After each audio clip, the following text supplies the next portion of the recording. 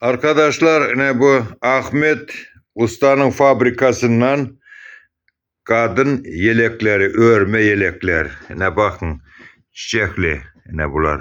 Gördünüz mü? Gösteriyorum size ne bu. Kadın yelekleri ne çiçeklerden yapılıyor. Ne böyle. Ne arkadaşlar. Kadın yelekleri örme. Ahmet Usta'nın fabrikasından, Ankara şehrinden. Lazım olsa kargodan gönderiyorum. 500-600 lira 500-600 lira olabiliyor. Akrilden. Akril yüplüklerden. Ne görün buna. Bakın.